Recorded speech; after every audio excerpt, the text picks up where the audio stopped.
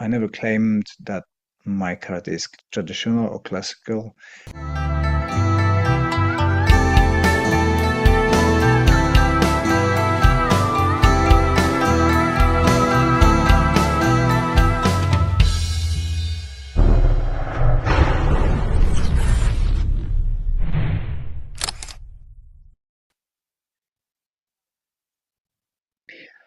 Hi guys, very exciting weekend. We had a couple of events happening in our dojo, and I visited our friends in Tanoshi Karate Dojo. But it started with a lot of interesting comments on my YouTube video where I done Gyakusei Daikata. I stated in the description that it is a Kyokushin version and modified by me a little bit, but one of the people decided that it is not a Goju-ryu and my lineage is not described on my website, so therefore I must be a fraud. Despite trying to explain that I am not a Goju-ryu person, I do not teach Goju-ryu, I don't claim any grades in Goju-ryu. I would never pass the grade of Shodan in Goju-ryu. I try to explain that, I teach quite a lot. I've got people from Goju-ryu coming in. I've been fortunate enough to train with highly skilled and highly graded people in Goju-ryu, and none of them complain about my techniques or my style of karate and what I do and how I do. Was quite opposite. I've got very good reviews of the way I do. Is it classical? No. I never claimed that my karate is traditional or classical. We are based on Kyokushin with modification from Ashihara and other influences. It's a kind of culmination of my experiences training with lots of different people and influences from different sources like wrestling, BJJ, and other arts that I came across, and been fortunate to have a good teachers, and so this is kind of culmination of what I do. And there is nice contrast on that actually video, because somebody commented earlier a couple of weeks ago that it is exciting and interesting to see different version of the katas, how they change through the different masters approach and in time. So it's a good contrast between people on online, and you got those who are very negative and be not happy with anything you do, and there are those who are supportive and can see the different points and different exploration and expressions of karate. But the person was just keep attacking, and the problem is that usually those people are struggling with reading, with understanding, because if he looked on the description of the video, he would or she would see that I said and stated it's not traditional, it's not classical, it's our interpretation of that kata and our version of that kata, which is fine. But then the next comments came through that we are not traditional, we don't have altars, we don't respect previous teachers, we should be bowing to them, you have to have a kamiza in your dojo, and so on and so on, and we have to keep the techniques unchanged. There is place for that. I've got few friends who are really enjoying preservation of the style and its traditions, and this is great. This is not my area of expertise. This is not something that makes me happy doing. I'm admiring their consistency and patience in discovering the scrolls or oral transitions of the knowledge and doing stuff exactly how they've been taught, and keeping that lineage. This is not my cup of tea. I like modern stuff. I like to change my kata. I like to make them work for me, and I just like to do it. So karate's got many faces, and I think you can do whatever you want within the karate. Just be transparent with it, and let people know if you enjoy modern karate, do modern karate. If you want to preserve tradition as it was passed to you, brilliant. There is enough room on the planet Earth for everything. Just be honest what you do, like I am. I'm stating everywhere that I'm not the traditional karateka. I like exploring new possibilities. I like cross training. I like to take things from the modern sports and apply them within the traditional framework of the kata, and that's make me happy. But if it doesn't make you happy, that's great. Do you need to find the need to criticize me online? That's fine too. I can't be bothered. And to be honest, it was quite boring for about half a year. I didn't have anybody jumping on me and criticizing me. So it was amusing. I'm finding all those comments amusing, and I don't get it um, emotionally attached to it. I use it as a content on my Facebook and other things. So I posted today and I had over 50 interactions with boosting the algorithms and keep people amused. And lots of people share their support towards my work and to what I do and my personality and so on. So it is, you have to look at it both ways.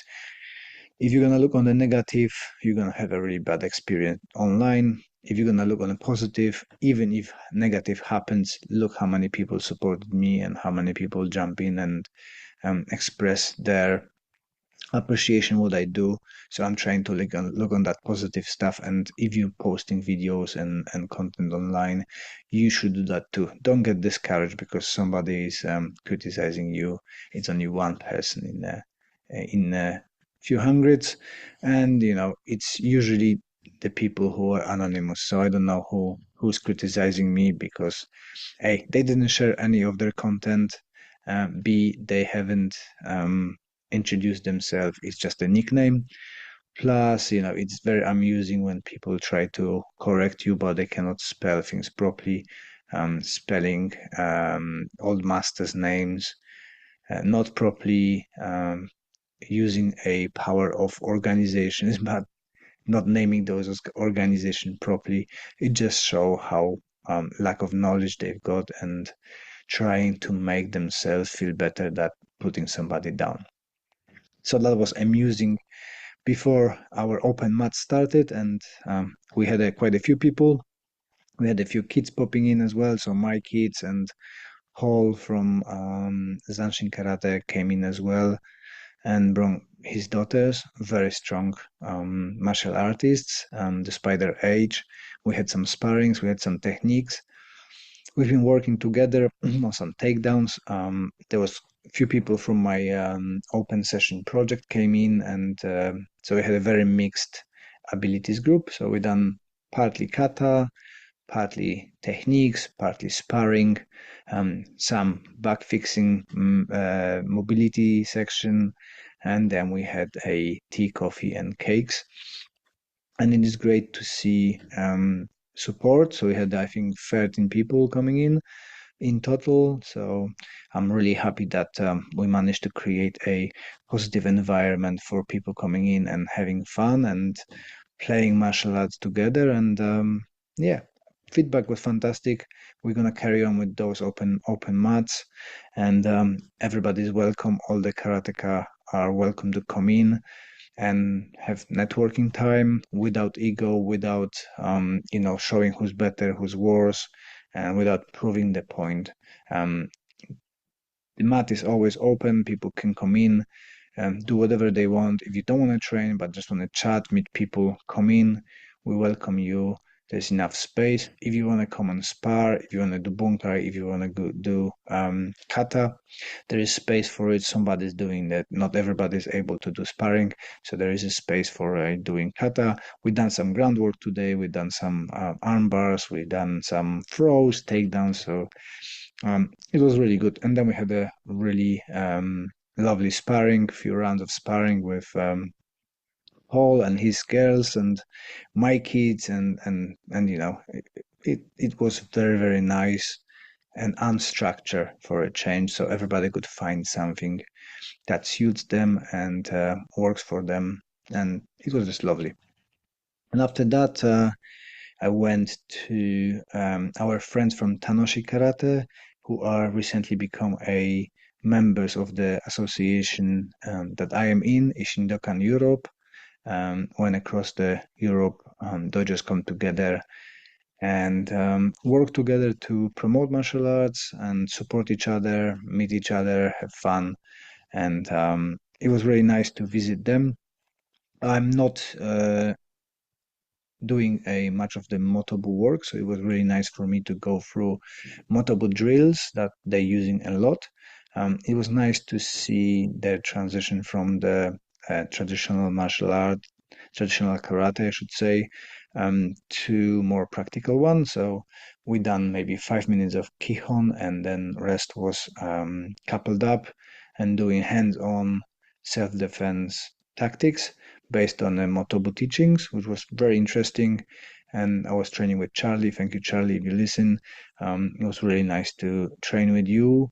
Matt and Gemma done a great session. Their structure of the lesson was very clear. You could see that all the time they know what they're doing.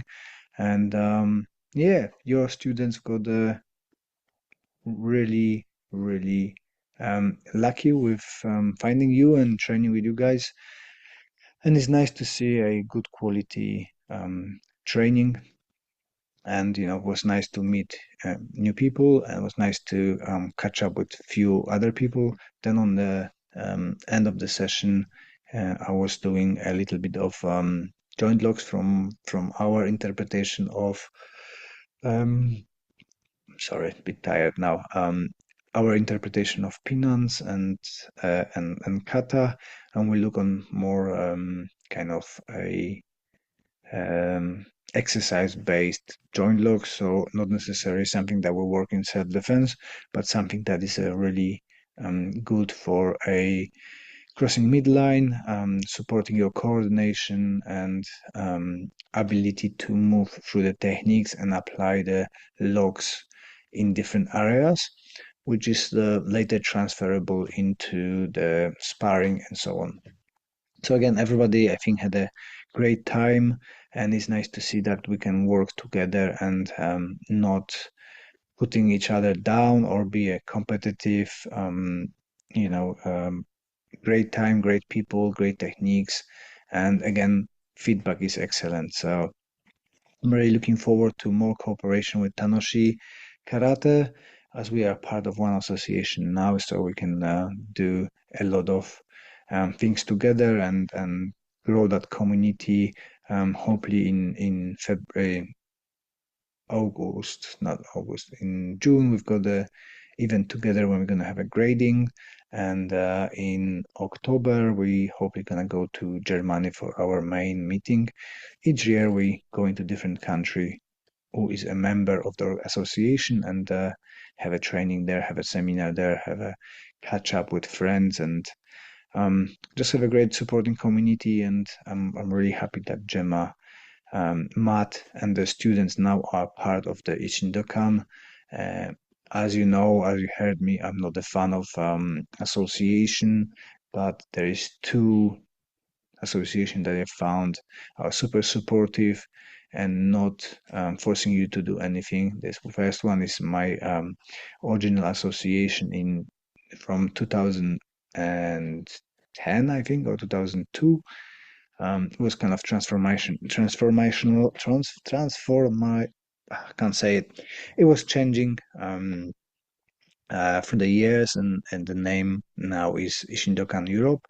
And I really love that association. Got friends, very long time friends there, and we just having a good time. And the other one is in the UK. It's a British Combat Karate Association, which is fantastic. And if you looking for membership, is something that supports you in being you and being in a kind of practical karate area. They are really supportive, and I highly recommend them.